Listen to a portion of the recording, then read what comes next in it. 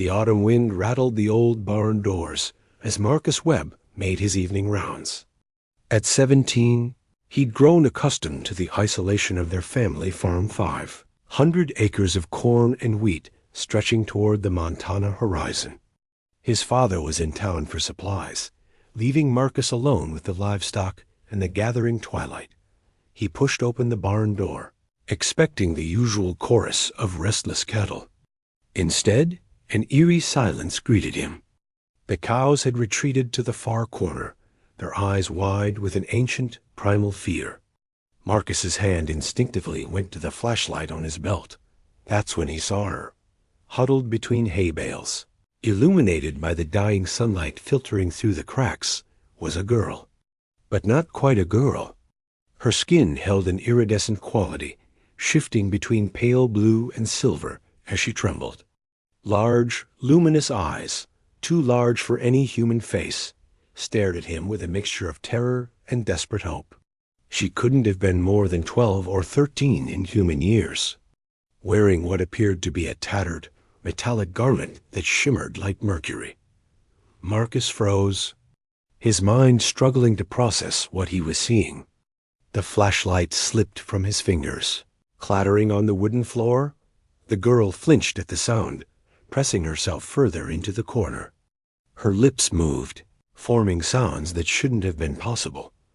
A melodic cascade of tones that seemed to bypass his ears and speak directly to his mind.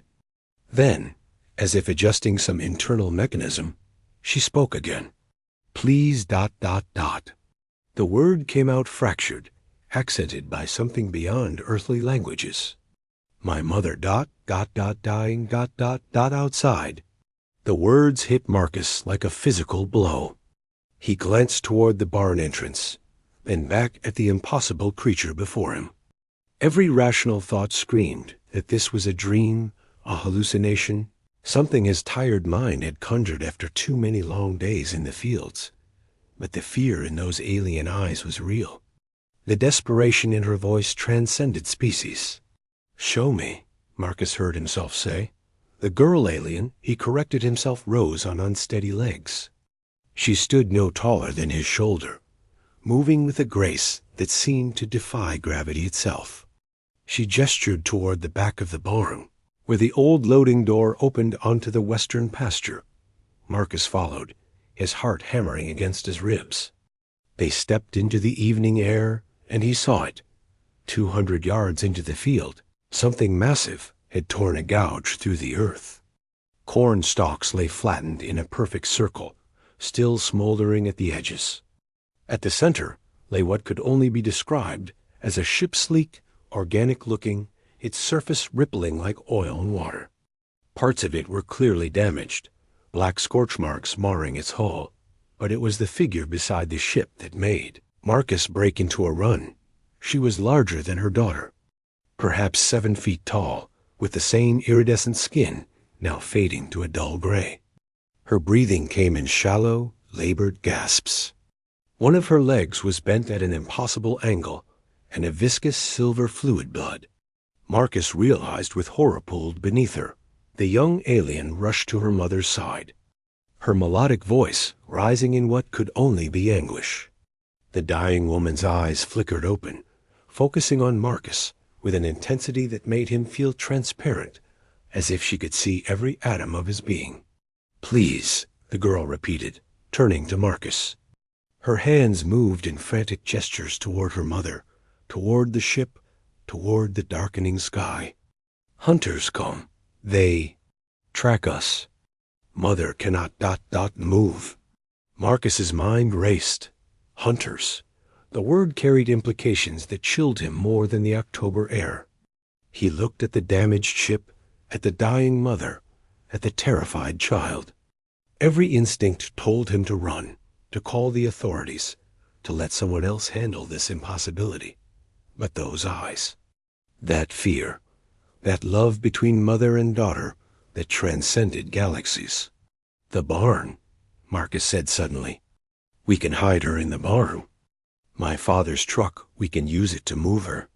The girl's expression shifted, hope flickering across her alien features. She spoke rapidly to her mother in that cascading language. The older alien raised one hand, pressing it against her daughter's face in what was clearly a gesture of love, then nodded weakly. What followed was a blur of desperate action. Marcus drove his father's pickup as close as he dared to the ship, using chains and every ounce of his farm boy strength. Combined with the girl's surprising power, she lifted weights that should have been impossible for her size. They managed to load the injured alien into the truck bed. Covering her with tarps. As they worked, Marcus noticed something in the sky. 3 points of light moving in formation, too precise to be aircraft, too fast to be anything human-made. "Hurry," the girl whispered, her voice cracking with terror. They made it back to the barn just as the lights descended toward the crash site. Marcus killed the engine and the headlights, plunging them into darkness. Through the barn's gaps, they watched as beams of harsh white light scanned the field, hovering over the damaged ship. The girl clutched her mother's hand. Tears, if that's what they were, streaming down her face. Her mother's breathing had grown even more labored, each breath a visible struggle. Marcus found himself kneeling beside them. This impossible tableau of human and alien, united by the most universal of bonds, a child's love for her dying parent. "What's your name?" he whispered to the girl. She looked at him, understanding the gesture, if not the full meaning. "Lyra," she said softly, the first word she'd spoken that sounded almost human. "Mother is ... Thisha." The lights outside grew more intense, searching. Marcus could hear something now, deep, thrumming sound that made his teeth ache. The hunters. The SSI, a single quote's S-hand, suddenly gripped Marcus's wrist with surprising strength. Her eyes locked onto his, and for a moment, he felt something pass between them, not words, but pure meaning, gratitude, trust, a plea to protect what was most precious to her. "I won't let them find you," Marcus whispered, meaning it with every fiber of his being.